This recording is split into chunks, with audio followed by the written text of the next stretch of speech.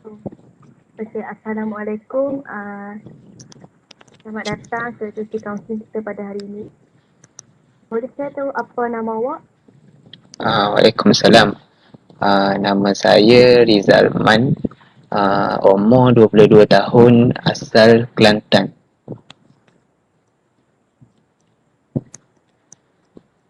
Okey. Boleh saya perlu panggil awak dengan nama apa nama panggilan kawan-kawan awak kepada awak. Oh, biasanya kawan-kawan ada panggil Rizal, ada panggil Jah pun ada. Panggil Rizal pun boleh. Okay, kalau macam tu saya panggil Rizal Boleh? Okey, ni awak apa khabar? Macam mana buka puasa hari Alhamdulillah. ni? Alhamdulillah, khabar baik.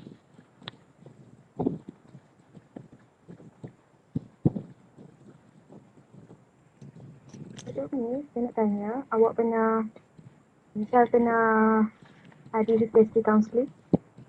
Sesi kaunseling pernah masa sekolah pun pernah, masa dekat universiti adalah tolong senior kan, ada buat sesi kaunseling individu, ada kaunseling kelompok pun ada.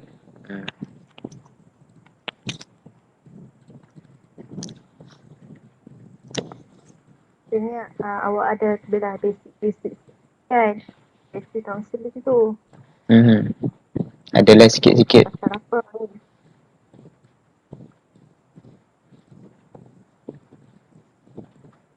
Masa dekat you ni berapa kali Oh, sesi kaunseling?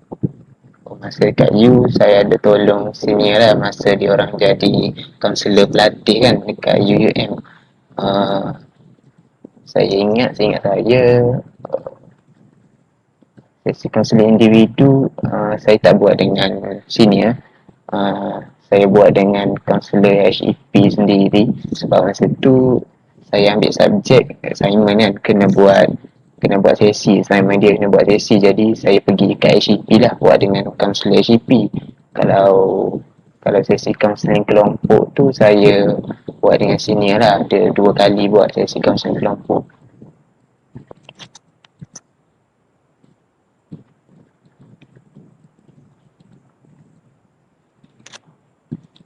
Okey, sekarang ni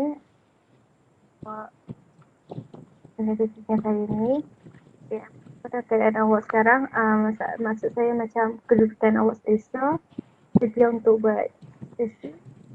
Alhamdulillah saya rasa selesa kot, boleh buat sesi.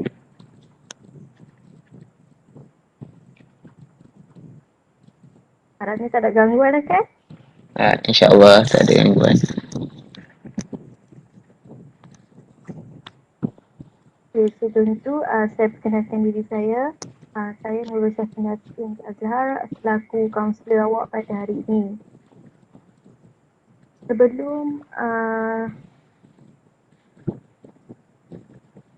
tu saya nak terangkan kepada awak sesi yang awak hadiri sekarang ni adalah sesi individu di mana awak dan saya awak akan boleh bercerita apa-apa sahaja masalah ataupun ingin kongsikan masalah pada saya anda boleh dialu-alukan. So, segala cerita ataupun rahsia yang diceritakan kepada saya akan tertakluk kepada etika kerahsiaan. Dalam etika kerahsiaan ni, saya tidak boleh membocorkan rahsia Rizal kepada orang mana-mana individu kecuali Rizal cerita kata akan melakukan perbuatan boleh mencederakan diri Rizal sendiri ataupun orang yang berada di sekeliling. Dia faham? Faham. Jadi kalau isu yang atau perkara yang saya kongsi tu boleh membahayakan sesiapa, kiranya kaunselor boleh bagi tahu orang-orang yang berwajib lah kan, macam tu ke? Betul-betul. Oh, tapi Saya selain beritahu orang yang bertanggungjawab lah. oh, faham. Tapi selain tu kira rahsia lah kan? Kalau tak ada apa-apa yang membahayakan kiranya. Rahsia antara saya. Oh, faham? Okey, faham.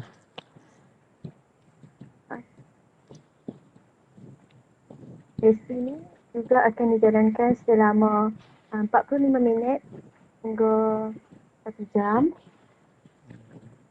Lepas tu akan berlaku selama sampai 4 kali sesi. Sekiranya kes tak selesai juga boleh dilanjutkan. Saya nak tanya, biasa orang buat berapa sesi ya kalau kaunseling individu? 3 ke? Selalunya kaunseling individu ni dalam 4 ataupun 5 kali.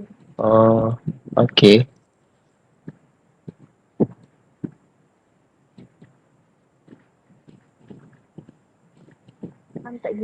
Selalunya 4 atau 5. Okay, untuk sesi pertama selalunya akan berlaku persuturan ataupun membina hubungan. Kedua tu akan tahap mula bekerja.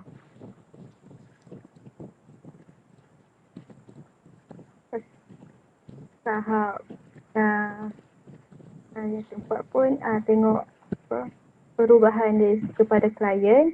Tahap keempat ni kalau klien dah boleh berdikari dan boleh membawa diri ke persekitaran luar, okey, akan kat situ boleh berlaku penamatan. Oh, faham.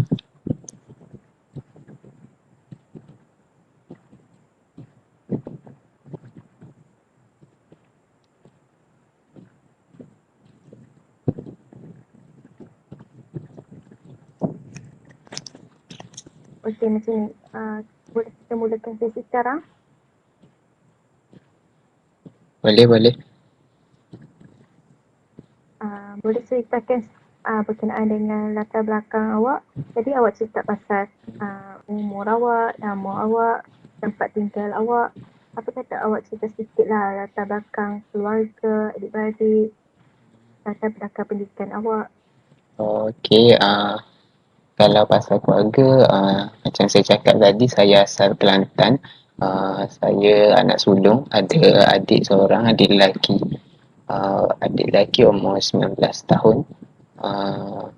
Tinggal dengan mak. Ayah saya dah tak ada. Kalau latar belakang pendidikan pula, saya belajar di UM, kos kaunseling, semester 4.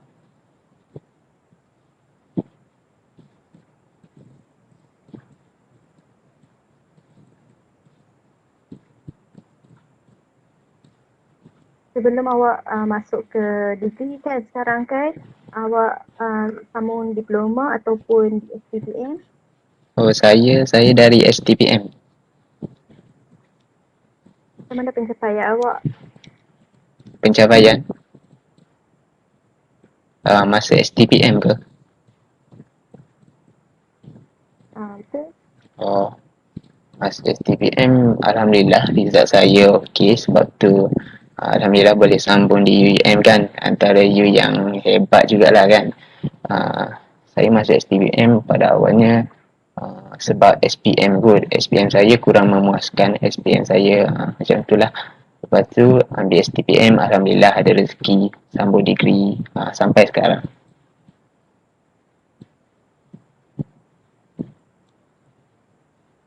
Okay. Tahniahlah dapat belajar di UEM. Okey. Untuk hari ini saya nak tanya awak apa ataupun isu masalah yang awak ingin sampaikan ataupun ingin ceritakan kepada saya sebagai kaunselor awak hari ini. Saya rasa saya ada masalah tentang motivasi, mungkin motivasi dalam belajar. Tambah-tambah dalam keadaan sekarang yang dalam keadaan pandemik kan, semua orang belajar dari rumah kebanyakannya. Jadi saya rasa macam dari segi motivasi agak mengganggulah untuk saya belajar.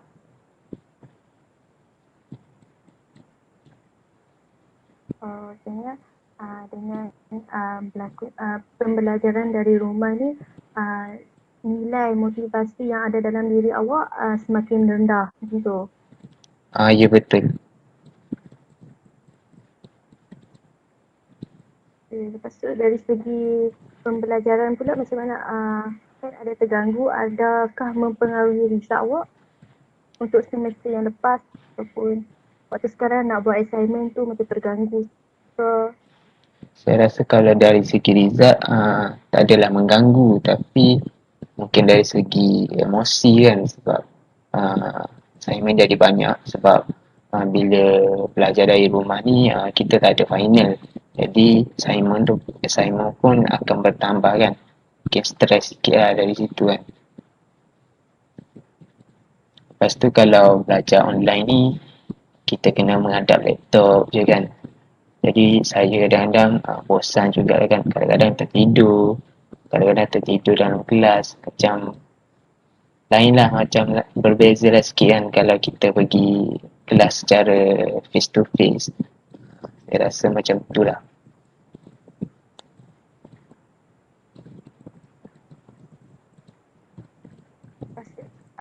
Berdasarkan awak cerita ni, apa macam awak solusi yang awak fikir tapi awak tak buat lagi, awak belum yakin benda tu akan dapat membantu awak? Bagi saya bagi saya mungkin boleh banyak cara kot untuk bagi tumpuan dalam kelas. Macam ada orang dia mungkin dia minum kopi ataupun dia ambil masa berehat sekejap kan. Saya rasa saya tak buat lagi semua tu kot. Saya macam penat lah. Tidur kejap macam tu lah. Okay. Kalau macam dari diri awak sendiri, awak selesa ataupun prefer yang mana dari yang awak senaraikan tu, solusi dia tu? Oh, saya rasa mungkin saya perlu rehat sekejap kot. Mungkin saya boleh uh, minum air ke apa kan. Sebab mungkin kalau minum air kopi mungkin mata segar sikit kan. Mungkin boleh fokus ke dalam kelas. Kelas dari pagi sampai petang ke macam mana tu? Oh, kalau SEM ni saya ambil 7 subjek. Biasanya ambil 6. Jadi macam ada hari tu dia macam kelas tu straight kelas, maknanya tak ada gap langsung. Dari pada hari Isnin Khamis saya kelas start pukul 10 sampai pukul 4. Jadi hari tu lah sikit macam penat kan sebab 4 kelas tak berhenti, tak ada gap.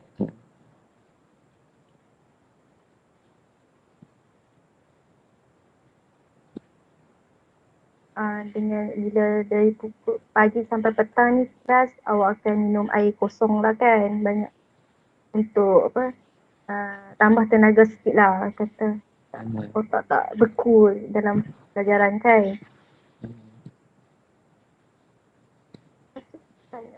Apa yang faktor yang mendorong sikit lah untuk faktor yang mendorong awak tu bermotivasi awak tu semakin rendah? Entahlah, saya rasa mungkin sejak start belajar dari rumah kot. Mungkin sebab suasana yang agak tak sesuai kan untuk pembelajaran. Sebab rumah ni bukan tak se apa orang kata tak sekondusif macam di universiti kan. Jadi mungkin ada masalah sikit lah dari situ.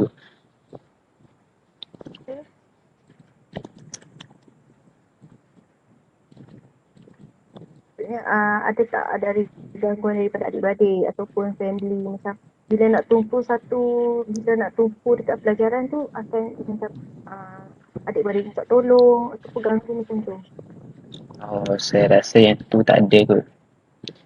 Mungkin kadang-kadang tu dari segi bunyi kan, macam bising sikit. Jadi macam kurang fokus dalam kelas, macam tu lah.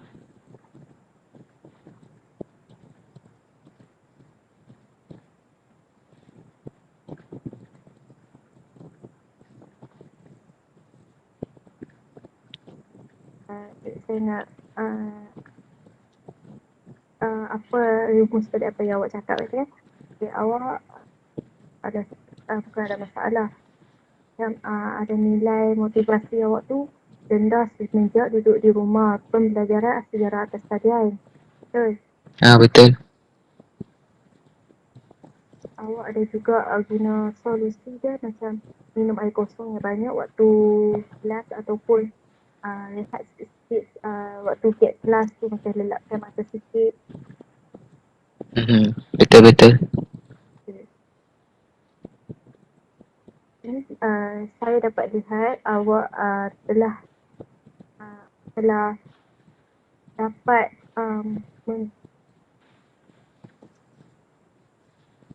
dari sini saya dapat awak dapat ataupun nilai motivasi awak tu akan meningkat sekiranya awak fokus dalam pelajaran. Mencari solution dia untuk awak meningkatkan motivasi awak dengan cara meningkatkan motivasi awak dalam pelajaran dengan contoh tumpu pelajaran, minum air kosong yang banyak untuk kata meningkatkan tenaga ataupun tambah tenaga sewaktu awak rasa letih dalam kelas dari pagi sampai petang kan.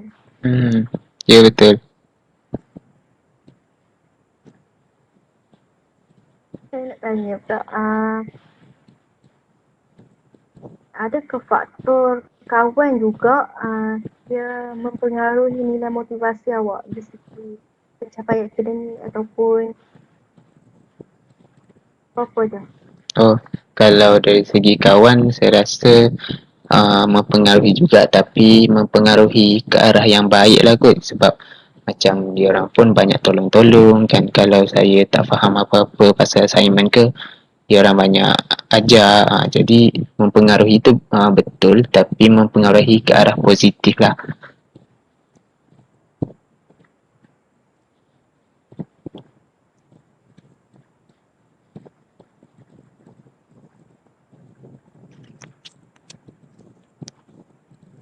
Kawan-kawan ataupun dengan pertolongan kawan itu awak dapat tingkatkan motivasi diri awak, betul? Betul.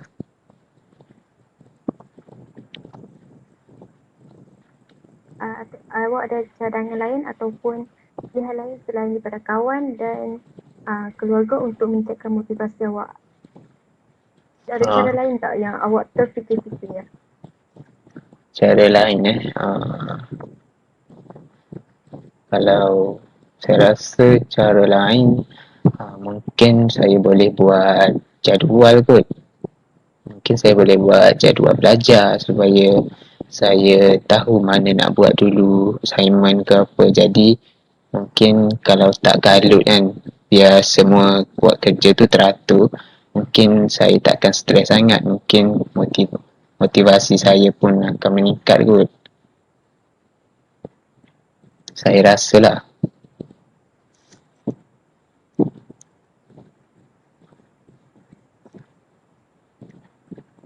Awak kata solusi lain untuk meningkatkan pelajaran selain daripada dibantu oleh keluarga dengan ni awak boleh buat timetable untuk memudahkan urusan awak, betul? Betul. Di sini saya dapat di sini saya dapat lihat awak telah dapat membawa diri awak ke arah untuk meningkatkan motivasi di sini. Mungkin awak senaraikan tersebut kat saya ni awak belum lakukan kan? Belum. Mungkin awak try cuba untuk lakukan. Yang mana kita akan tengok perubahan nanti. Ya, selepas awak lakukan ini dalam seminggu akan datang, lihat daripada perubahan emosi awak ke arah positif ataupun ke arah negatif. Faham? Faham. Nanti saya akan cuba buat lah.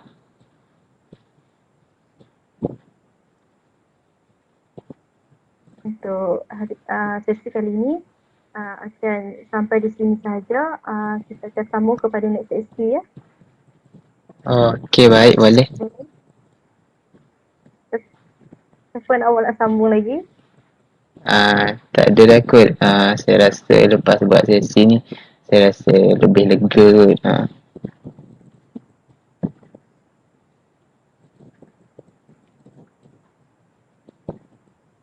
Adakah saya dapat meneroka diri awak untuk memilih